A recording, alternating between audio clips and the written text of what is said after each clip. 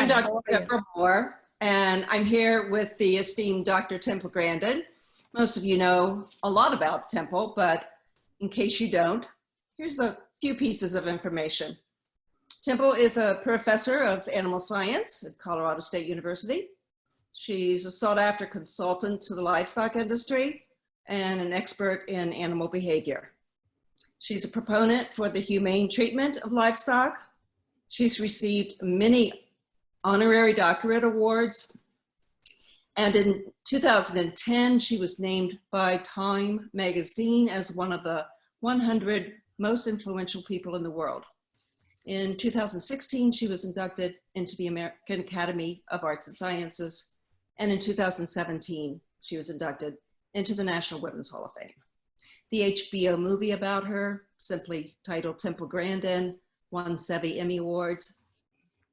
Temple was one of the first people to speak publicly about being autistic, and she has tirelessly spoken at conferences, educating the public about her way of seeing the world and teaching us how to help each child on the spectrum reach their full potential. With the COVID pandemic, we are stuck at home, so there are no conferences. So we thought today we would get together and offer you this no-cost mini conference where we're going to talk about our book, The Loving Push, and some other topics as well.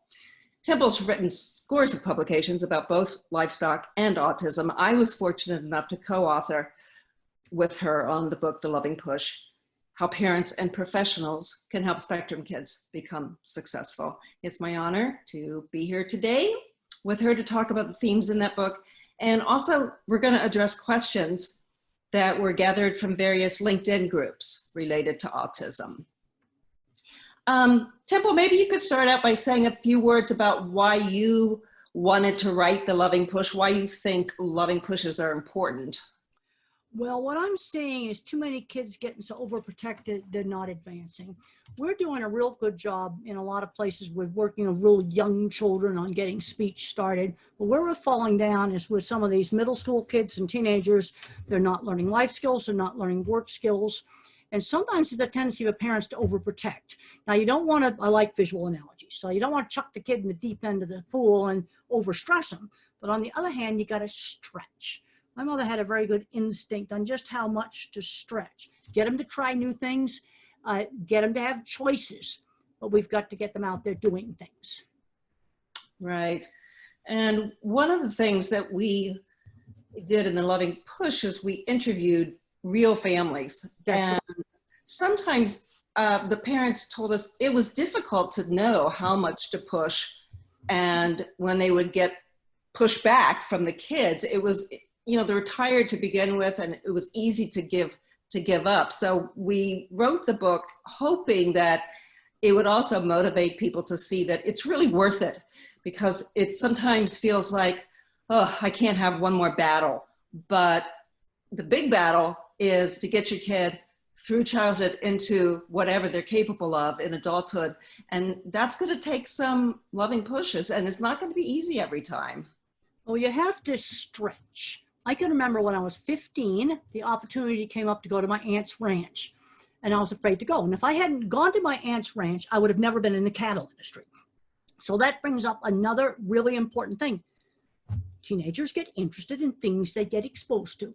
And I think one of the big problems we have today is schools have taken out so many hands-on things, theater, music, woodworking, auto shop. They've taken so much stuff out. Kids aren't getting exposed to enough stuff. And we've also got to deal with the video game, overuse of video games. Because what I'm seeing with a lot of kids today is that two paths. They either go to the basement, play video games, or get out and have a life. And for some reason, kids on the spectrum are more likely to get addicted to video games. I'm not suggesting banning them. Now, if I was seeing these kids getting fabulous jobs in the video game industry, I wouldn't be complaining about this. But right, but sometimes that's just a dream that's not very realistic. And that's not happening. So you know what has happened? Just in the last year, I've talked to 3 different families where they introduced the video game kid to fixing cars. And that bug bit. That Well, I talked to one kid, he found out he liked cars much better than video games. So now he's a specialist in fixing up classic cars. Another kid with all Fs got introduced to fixing things. He's now repairing trains for the railroad. And these are individuals right now. This is stuff within the last 12 months. That's great. So one of the messages that we keep sending is you've got to show your kids other options. You can't expect them just to stop a behavior if they don't have something to replace it with. And then there's a ton of things that you can do that you might not think of first, you know, off the top of your head, but they don't have to cost money. They can just be taking your kid down to a workplace or a factory that will allow you to come in and see what's happening, or the local mechanic and watch him for an hour. The farmer in your community, if you're in a rural community, and see how the machinery there works or see how the processing works. We just got to get our kids to have choices, and they're not going to know about those choices magically. We have to show them what they are. We have to show them things. And when I was out in construction, 25 years I spent in construction, 70s, 80s, half of the 90s, installing equipment and supervising construction projects. And I'm going to estimate that about 20% of talented machinery designers I worked with, they had the title of draftsman, but they were designing the whole entire plant, and talented welders I worked with were either ADHD, autistic, or dyslexic. And I am saying that absolutely serious. What's happening to that kid today?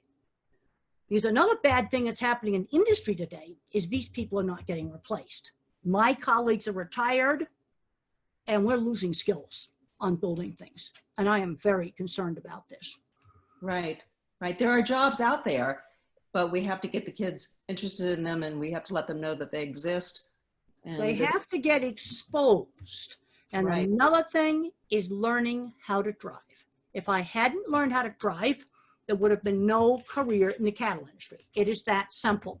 And fortunately, out of my aunt's ranch, the mailbox was 3 miles away on a dirt road. So that was 36 miles a week of driving with no traffic. They need a lot more practice in a totally safe place before you get anywhere near traffic. I did about 200 miles on dirt roads before we touched any traffic. And that solves your problem with the multitasking. Because you gotta get that driving into motor memory. That's right. Do it automatically. One of the questions that came in was from, let me see here, from Jeannie in San Francisco. And she said, our son is old enough to take his driver's license and he wants to learn to drive, but I get afraid just thinking of him out on the road. He's not very coordinated and he gets distracted easily, but he is smart enough to pass the driver's license test, I think, and I think it would give him a lot more freedom in life. How should we proceed? Well, I had my license for a whole entire year before I went on the freeway. My aunt's ranch was right next to the Army base, Fort Huachuca. It was actually pretty easy driving on the fort. Flunked my first driving test, passed my second one. But okay, get the license, but let's work into it slowly. Need lots and lots of practice. Okay, for kids just starting out, I'd recommend a lot of practice. Maybe you start in the middle of a big parking lot, totally safe places. So you get that driving into motor memory, then work into the traffic gradually. Then after I got back home, I went to college out in the country. I was able to avoid the freeway there. So you're working into it gradually. But if driving was essential. Well, you drive all the time. That I've been doing. Right. You drive yourself back and forth to the airport all the time. All the time. I haven't been to the airport since March 12th.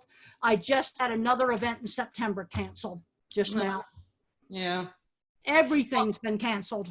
Right. I remember one of the kids, young adults in our book, Patrick, he was a client of mine, and he really wasn't sure about this driving, and he flunked the first time as well and insisted he was never going to take the test again. And of course, he needed a little bit of time to step back from that and get over his disappointment and frustration. And eventually, I think it was another probably 3 or 4 months before he was ready, but he took it again. And what we did in the meantime, in addition to more practicing of the actual driving skills, it wasn't so much that for him at that point.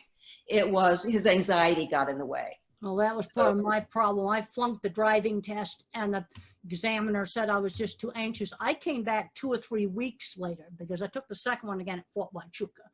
And I was just out on my aunt's ranch for the summer and I passed it. Barely, but I passed it. But then it was, I went up to Franklin Pierce College and that was out in the country. I didn't go near any freeways for another year. Right. It takes graduated baby steps. That's now, right. Patrick has gone with another person in the car. He's driven all the way from Northern to Southern California now. So it's no big deal. But at first, he wouldn't even turn the car on. It was just, so I think it's a great example of how some things can look like they're unattainable goals. But if you break them down enough into baby steps and you use enough repetition, you just don't know what your child's capable of until you give it a try. It was very lucky that mailbox was that far away because it took exactly 20 minutes, 3 miles up, 3 miles back, 36 miles a week. We had to pick up the mail anyway. So it didn't take, my aunt didn't have to spend a huge amount of time teaching me. I did know how to steer because when I was a child, I had a bicycle. The steering was not the issue. This pickup truck was 3 on the tree with a manual clutch. Temple, the viewers these days, the young ones, they have no idea what that means. You know what 3 on the tree is? Imagine a stick shift on the column, 3-speed, but it's on the column with a clutch. That's 3 on the tree. And that started out in the middle of the horse pasture. I know what you mean, because my first job was delivering medicine for a pharmacy, and they said, do you know how to drive a stick? And I wanted the job really bad, so I said, sure, of course I do. I'd never driven a stick in my life, but I learned really fast. You didn't let them see you learning. That's right. But when you first start, where they're going to very, very first try it, you want to get that car somewhere where if it lurches, it doesn't break the garage, or get it out in an open place. Right. When you first they first start trying to drive. Okay. Here's a question. And this came all the way from Norway, from Hakan. I hope I'm pronouncing that right. Do you believe that parents always know what's the appropriate amount of pressure to put on a child? Maybe we can use the word stretch. What the appropriate? We'll use the word stretch. One of the things to do on the stretching is always give choices. When I was afraid to go to my aunt's ranch, mother gave me a choice. I could go out there, stay for a week and come back if I hated it, or stay all summer. I got out there and I loved it, but she did give me that choice that I could come back if I absolutely hated it. So I'm a big believer in giving some choice. Okay, let's say we want to get the kid off the video games, so we could try auto mechanics or you could try theater. All right, now that's 2 really different things. And you don't know. Now, if the child likes to build things, you might like the auto mechanics. And the other thing you said is important is you give them a specific amount of time that you have to try it for. It's not like you could just try it for one day. Yeah, you try. And then the thing with the video games, may have to wean them off slowly. But I'm going to guess that 20% of the people I've worked with building big, complicated projects would be special ed kids today. And I'm saying that absolutely seriously. Right. We just didn't have that label then. And that has its disadvantages and its advantages, because we want to really be careful that we see the entire person and not just a label. That can really filter the lens that we see someone through. Well, where the label helps more is on relationships, not on the work stuff, but on the relationships. And I'm sorry about interrupting. This is still part of my problem with the slow processor speed and multitasking, is I do interrupt because I have a difficult time with my timing is still slow. It's a good example for people watching to see how that works. And I know that, so I know sometimes I'm going to talk over you, not being rude, but because it's just going to happen that way. But that's very common. No, that's a problem. You see, I don't, the timing, like I listen to a stand-up comedian, I miss 3/4 of the jokes. They just go by too fast for me. I'm not a big fan of that kind of stuff. Right. I'd rather watch visual comedy. I mean, Right. let's say an actor says a single joke. Yes, I get that. But if he's just doing a whole string of jokes, I remember going to a stand-up comic, and I don't hardly remember any of the jokes, but I do remember when he threw gladiolas into the audience. Well, that's very pretty visual. Yeah, I do remember. Well, and that's important for teachers and parents. This is important for everybody to know that if we speak at a rate that we may speak with another child who can follow along just fine, the other child on the spectrum may not be able to process. Their brain just doesn't encode and decode quickly enough. Has nothing to do with intelligence. No. It's just an information processing Well, speed. the other thing is, do not burden any of these kids with long strings of verbal information. They will not remember it. Any task that involves a sequence, give them a pilot's checklist. You just need to have a keyword for each step of whatever the task is. And when I got a job milking cows in the dairy when I was in college, they had a checklist on the wall for setting up the equipment. I would have been in a pile of trouble without that. Yeah, That's an but with easy it, thing to do. Right, right. Another part of the question from Hakan in Norway was, he's seen a lot of families where the parents disagree on how much to stretch the child. Have you come across that? Yes, I have. And what I find is moms tend to overprotect, dads want to push more. And usually we're going to be somewhere in the middle on this, but a lot of moms really overprotect. I've seen situations, 16-year-old honors student never had gone shopping by himself. And I said to the mom, why don't your kid go in and go buy something in that store? And she said, I can't let go. Mm-hmm. And I was talking about just going in the store and buying some printer paper. That's all it was. It's hard because a lot of times your child has been bullied and you've gotten into the habit of being their protector. And so as they grow older, your role has to change if they're going to grow.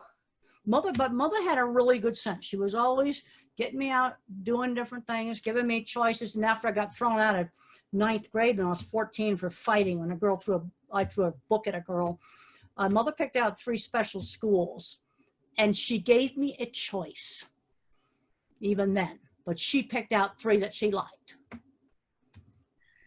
So there were times when school was awfully tough, I know. High school, the worst. Worst part of my life was high school, with bullying and teasing, absolutely the worst. And the only places I was not bullied and teased was friends through shared interests. I cannot emphasize that enough. For some kid, it might be fixing cars. For another kid, it might be doing mathematics or chess. Another kid, it might be theater. Friends through shared interests. Those were the only places I was not bullied. We've got to get, for me, it was horses, electronics, and model rockets. And especially as kids get into around puberty, neurotypical kids often start going in the direction of wanting to be interested in dating or flirting or fashion or whatever's popular, the celebrities. And kids on the spectrum usually don't care about that. I could care less about that. They have no time for it. I just wanted to ride the horse. And then I went away to the special school. I did no studying for the first 3 years, but I took care of the horse barn. I learned how to work 9 stalls every day, cleaned those stalls. Now I had to attend meals, attend classes. They were not going to let me become a recluse in my room. I had to attend chapel. And that's so important. Nervous to You got to get the kids out to, yeah. What do you think the kids need to attend today? I'm thinking they need to come to the dinner table. Absolutely. They need to. Absolutely. And they need to go with their parents to I had to visit other people. I had to be at the dinner table. And another thing that was done in our neighborhood is all the kids that were about 7 years on, when the parents had a dinner party, we had to dress up in our good clothes, greet the guests, take their coats, talk to them, pass the snacks. And then when they sat down for dinner, we were told to disappear. But we were there during the cocktail hour. We did not serve cocktails, just the snacks. But that taught important social rules. That's not expensive or difficult to do. Right. That is a simple thing to do. And my brother's not autistic, but he hated those dinner parties. But he said that it taught him important social rules that helped him at work, and he is not autistic. Right. That's Well, not difficult to do. a lot of kids need to be taught those things. Autistic kids need to be taught them explicitly, and they need to be helped. Again, I bring back anxiety because that's such a present condition associated with autism for so many kids. It helps them get over that anxiety around people if they can have practice in their own familiar environment. That's right. Absolutely, absolutely. Now, I had a lot of problems with anxiety, and I take medication. I know this isn't your book, but this is Thinking in Pictures. And if you want to read about my experiences with anxiety, it's in this book. And I take antidepressants. I've been on them for years. They saved me. Saved me. And even though that book's quite old now, the medications haven't changed much. The directions in that book are still right. And a low dose of an antidepressant, it saved me. I don't think I'd be here without it. Right. I'm so happy that you disclose that. You've always talked about that. And I'm also happy that you point out that it's a low dose, because for a lot of kids on the spectrum, that's all they need. And a regular dose or a higher dose actually can be kind of dangerous. Well, so it it's also really important to titrate up. Well, the problem is I've been on a starter dose forever, and that's often all they need. Yeah. Those label doses are for depression. They're often way too high, and then you get agitation and insomnia, and it's an absolute mess. Right. But also people that I worked with in construction, brilliant designers, they're taking Prozac. Low dose Prozac, and if they weren't taking Prozac, they'd be in the gutter on drugs and alcohol. That's right. Well, because they'd be self-medicating. Well, yeah, now they don't touch drugs and alcohol. Yeah, yeah. And it's the visual thinkers. This brings up another thing where I talk about the different kinds of thinking. I'm a visual thinker. That is shown in the HBO movie perfectly. Right. Totally thinking pictures. Another kind of kid's the math kid. They think in patterns. And they're the kid that ought to be taking harder math. And then you got the word kids. They're usually love history or sports statistics, something like that. But there are these different kinds of thinkers. And the science now completely supports that. Right. And you were telling me the other day, and I think we can kind of see this, that when a kid is good or an adult is good at one way of thinking, they're probably not going to be good at the other ways. Well, there's two kinds of ways. You know, there's an object visualizer like me, and the movie showed exactly how I think. Then there's the visual spatial. This is the math kid. And there's been some research, some brand new research that shows that a person who's super good object visualizer like me isn't going to be good at algebra, can't do algebra. The kid that can do the algebra doesn't observe the things that I observe. You're not going to have it in the same person. Just today, I was over at the, we have a small meat lab plant, and the cattle stopped at a drain, and somebody walked by the window, and I said to my student, well, didn't you see that? He hadn't seen it. Right. You see, I'm learning more and more. There's something I just see that other people tend to not see. Well, I would go so far as to say, I bet you can't not see it. Your brain just registers those visual details. It's, well, you don't have to try. The cattle got off a trailer. They stopped at a drain, then they put their heads up, and somebody walked by the door that had a window on the top of the door, and that cattle turned around, went back on the trailer.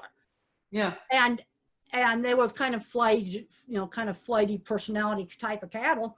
And I said, did you see it? Now, there was also a big shadow on the floor. Well, they went around the shadow. But did you see? I just saw what they did. Okay, now I said to my student, I want you to observe here exactly what they're doing.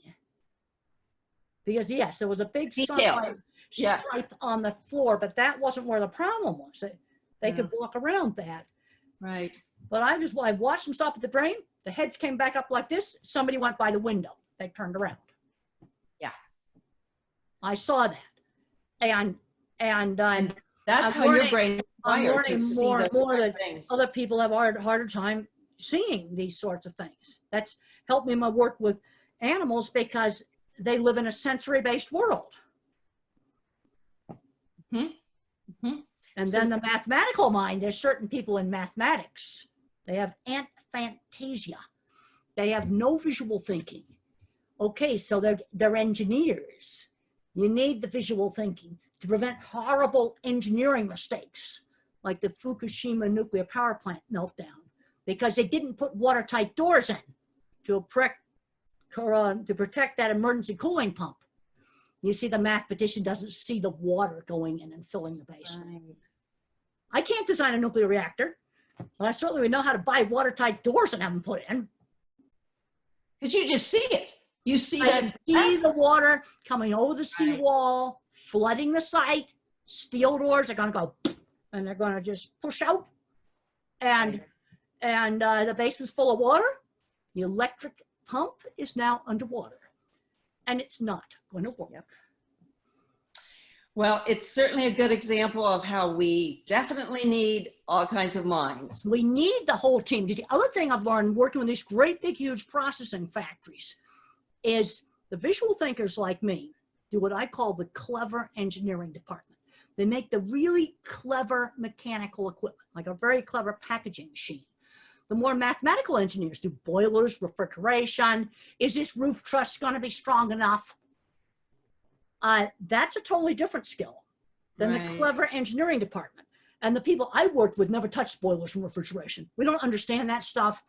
That requires too much math. But I have seen that division of labor in every single company I've worked for all of them in the US. So if we can get our kids into the right fit, they're going to go so much further. You know what? We're out of time for now, Temple, so we'll stop. And we certainly hope that the viewers have enjoyed this, and we'll tune in the next time we do it. Okay. Fine. Okay.